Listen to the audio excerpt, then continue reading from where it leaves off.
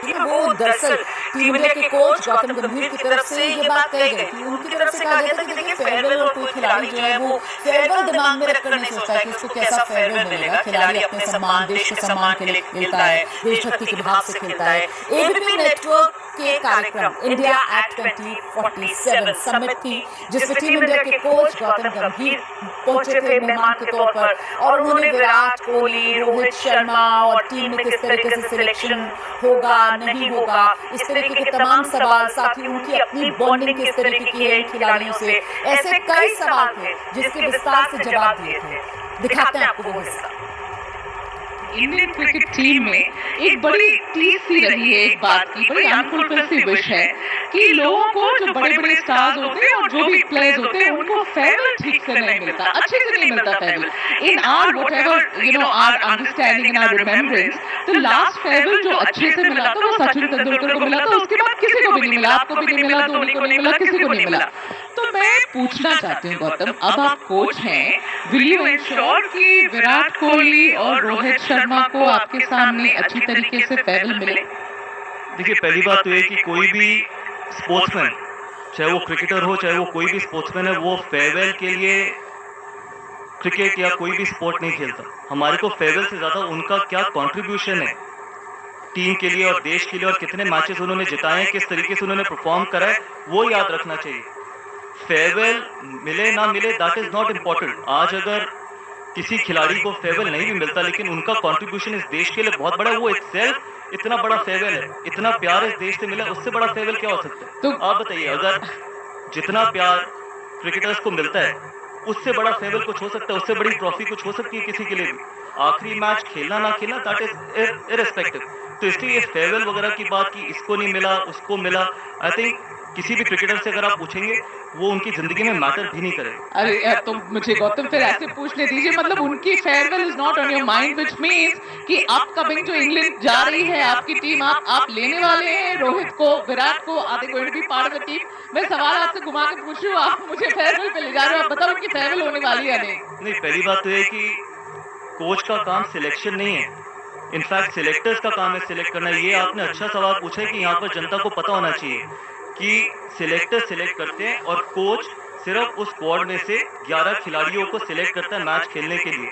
तो ये जो परसेप्शन है कि कोच ही सिलेक्टर है, कोच कभी ना मेरे से पहले वाले कोच सिलेक्टर थे ना मैं कोई सिलेक्टर हूँ।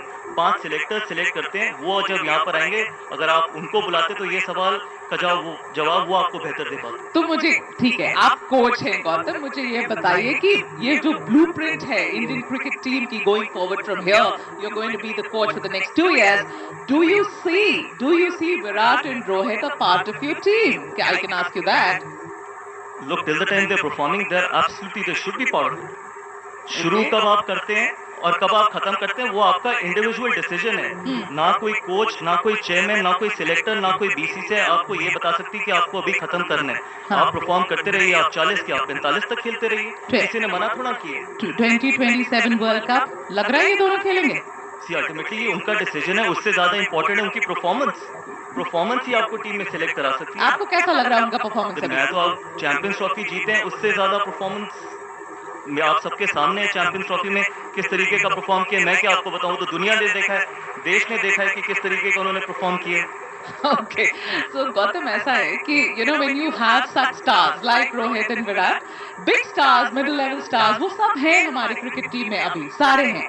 मैं पूछना चाहती हूँ गौतम गंभीर से, you've been a star yourself, लेकिन अभी तो आप कोच हैं, कितना मुश्किल होता है इनको हैंडल करना ड्रेसिंग रूम में? is it like a difficult thing? क्योंकि ये सब अपने पर्सनालिटीज के साथ में आते, they huge big names. Look, absolutely not. I think it's been an absolute honor to be part of that dressing room, and the reason why I say that is, हाँ, मुझसे ये सवाल पिछले 8 महीने में बहुत बार प्रेस कॉन्फ्रेंसेज में भी पूछा है कि is it easy to handle and all that stuff. I think जब आपका मोटिव बड़ा सिंपल होता है ना उस ड्रेसिंग रूम में कि आपने अपने देश का नाम रोशन करना है, आपने अपने देश को मैच जिताना है, तो फिर सारी चीज़ें बहुत आसान होती चली जाती है। मैंने पहले भी ये बात बोली है, there will always be ups and downs.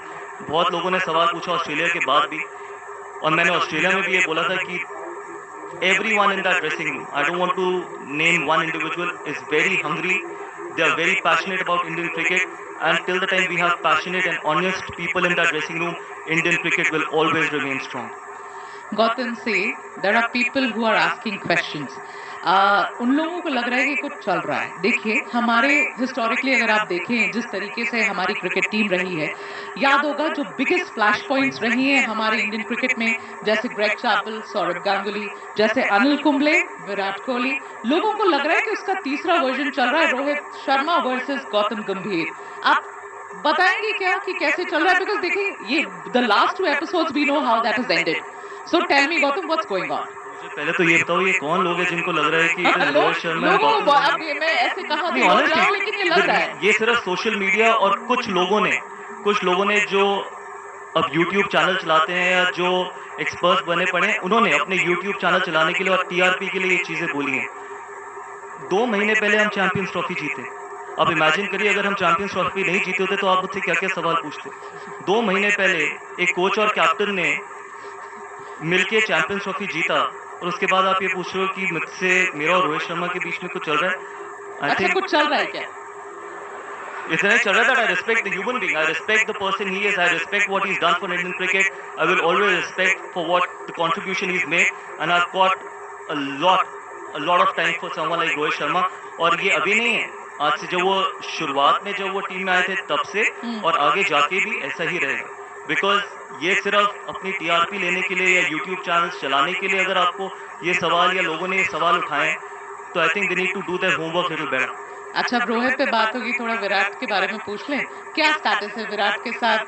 Gautam, are you friends, not friends, talking terms? What's it right now?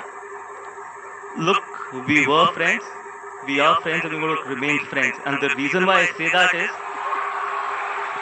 no, it's important. It's important for every one of you to know कि ऑन फील्ड क्या होता है जब आप 2 अलग-अलग teams को represent करते हैं। आपके पास पूरा राइट है अपनी टीम के लिए लड़ने के लिए, लेकिन ऑन फील्ड के बाद ऑफ द फील्ड आप किस तरीके का रिलेशनशिप शेयर करते हैं वो लोगों को पता होना ज़रूरी नहीं है और ना कभी पता चलेगा। और क्योंकि लोगों ने अपनी बहुत TRP के लिए बहुत बड़ी बहुत अलग चीज़ें भी बोले। इसमें एक जर्नलिस्ट भी मैदान में उतरे थे जिनको सुई से लेके हवाई जहाज तक सबकी नॉलेज है। उन्होंने भी क्रिकेट में अपना कहीं ना कहीं इंटरफेयर किया था। जब IPL में मेरा और विराट का जब इशू हुआ था तो उनको थोड़ा बहुत अपना होमवर्क ही कर लेना चाहिए था। किसकी बात करें?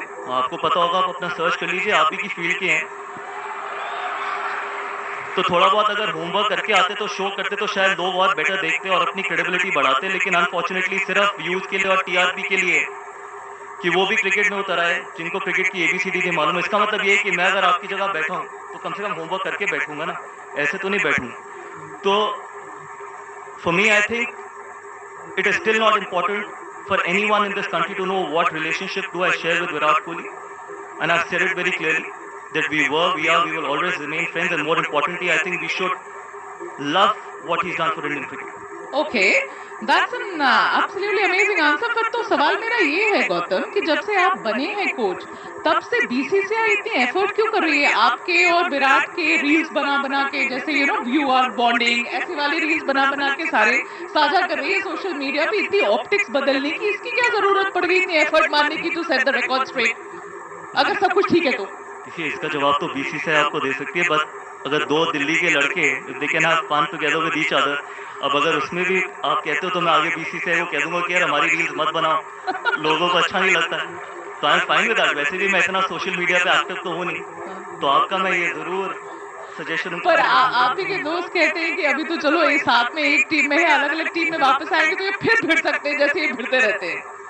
बट उसमें कोई गलत भी नहीं है। आप मुझे बताओ कि ABP के लिए आप यू वर्किंग फॉर ABP, आप नंबर 1 नहीं बनना चाहते?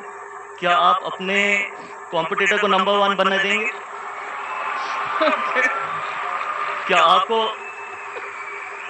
क्या कभी ऐसा होगा कि कोई अगर आपका बेस्ट फ्रेंड हो आप उसको ब्रेकिंग न्यूज लेने देंगे और ये कहेंगे मेरा बहुत अच्छा दोस्त है, कोई बात नहीं, उसको लेने दो ब्रेकिंग न्यूज, उसको नंबर 1 बनने दो? तो सिंपल है, जब आप सेम टीम के लिए खेलते हो तो you are best of friends. जब आप अगेंस्ट खेलते हो then you want to be coming back in a happy dressing room, and a happy dressing room is a winning dressing room. और उसमें ऑन द फील्ड आप कितने passionate हो, किस तरीके से जीतना चाहते हो, आपके पास पूरा राइट है।